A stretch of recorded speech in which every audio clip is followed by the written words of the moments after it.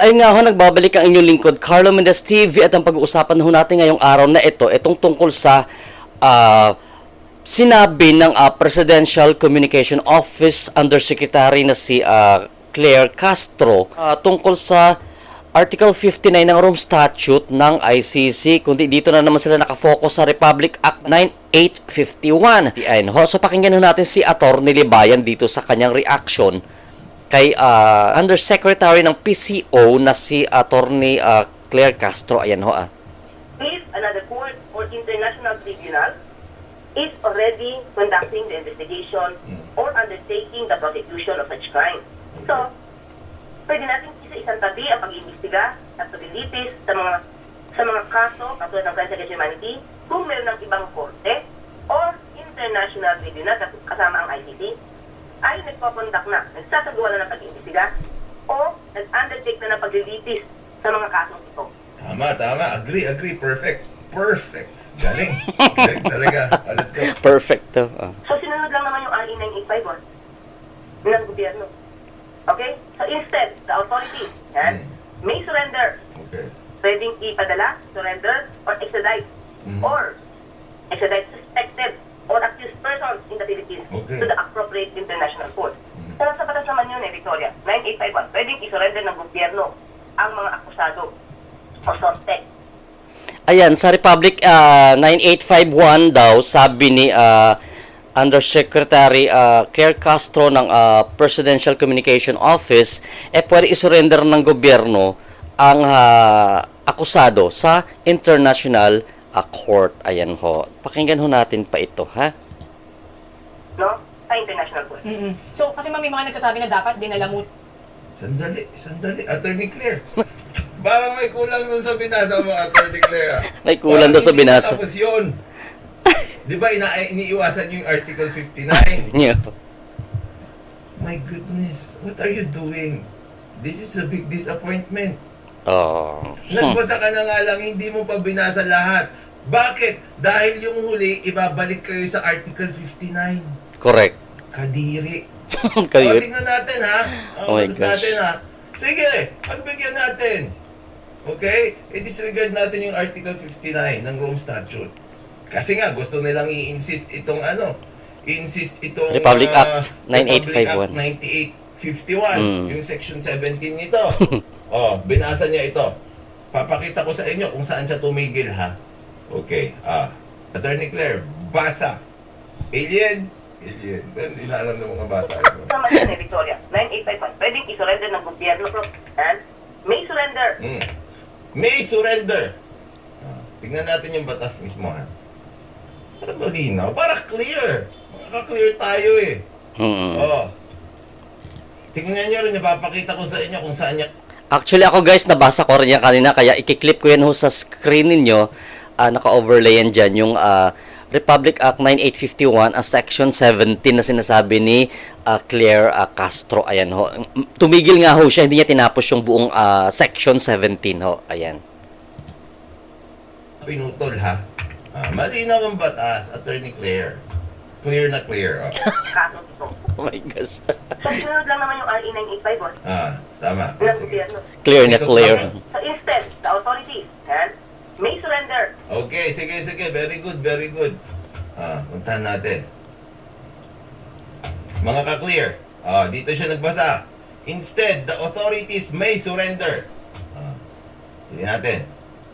Pwedeng ipadala, surrender, Correct. or extradite. Mhm. Or extradite suspected or accused persons in the Correct. Philippines to the appropriate Galing. international court. Perfect. Pero sa batas naman yun Victoria.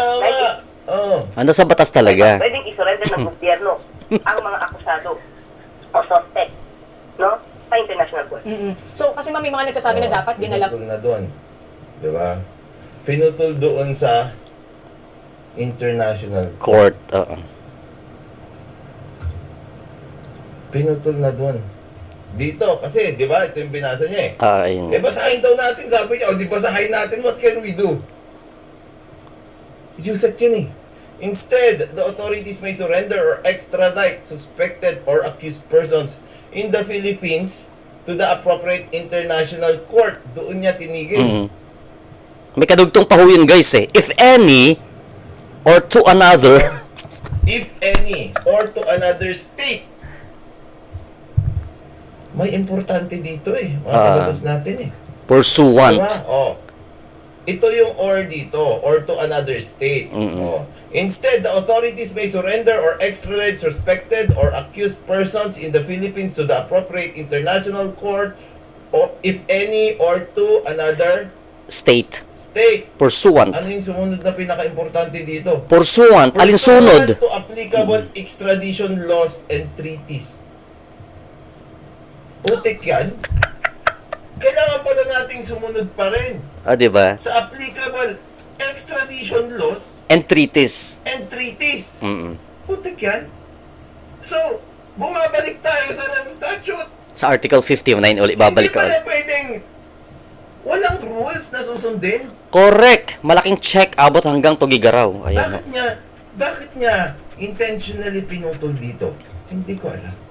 Eto nga ho guys, chinek ko rin yung Republic Act number 9851, an act defining and penalizing crimes against international humanitarian law, genocide, and other crimes against humanity, organizing jurisdiction, designating special courts, and for related purposes. So pupuntahan natin yung yung chapter section 17, yung jurisdiction. Ayan ho. So basahin natin uli, i-clip ko yan dyan sa inyong sa inyong screen guys.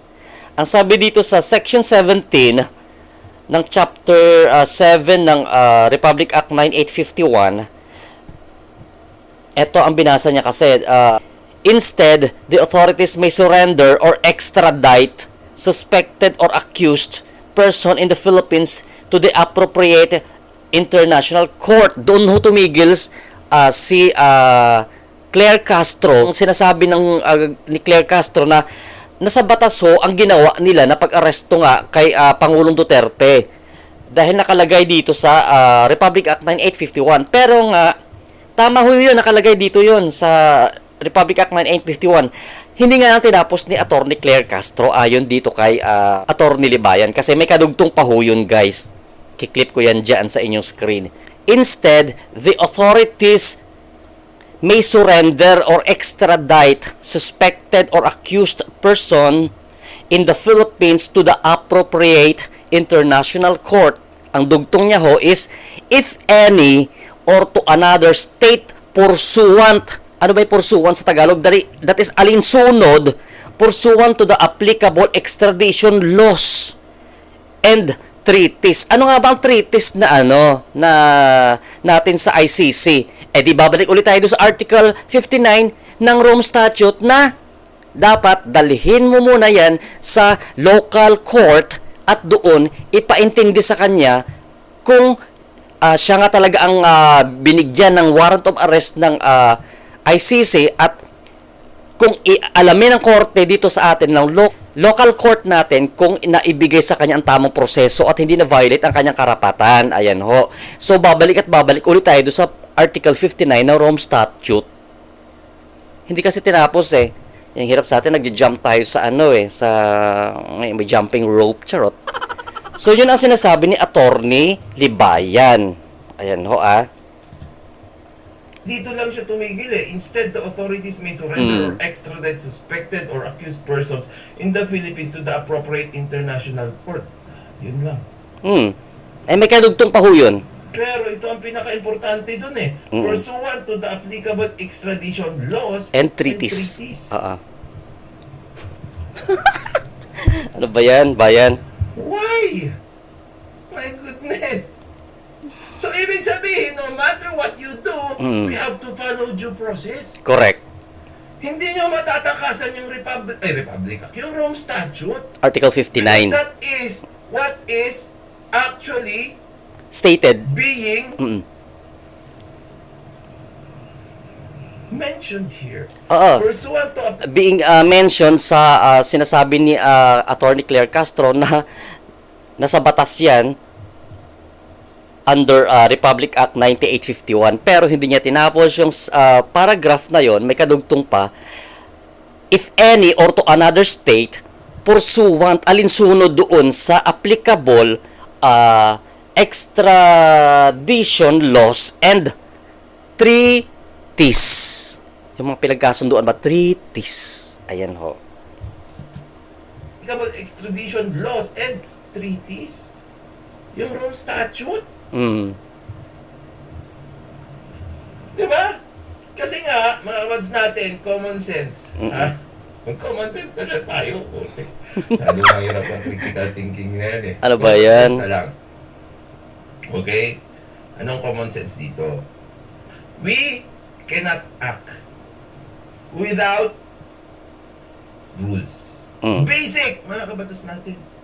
Pag meron tayong susundan, dapat sundan natin yon in its entirety at hindi lang yung pili-pili kung ano ang gusto nating sundin doon. Tama. Pag magbabasa din tayo, hindi pwede Putulin. basahin lang natin yung mga gusto natin at iwanan yung mga Importante. importante bagay. Tama naman yung Republic Act 9851 dyan sa Article 7, Section 17. Kaya lang, sana hindi naman pinutol para buo naman ho ang ibig sabihin ng article na yan, ng sinasabing batas ng Pilipinas.